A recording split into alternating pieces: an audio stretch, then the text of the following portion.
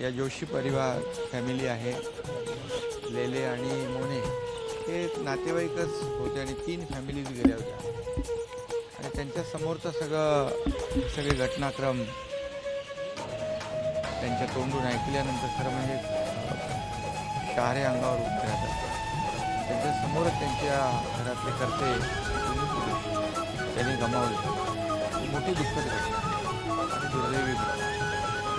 म्हणून त्यांचं जे काही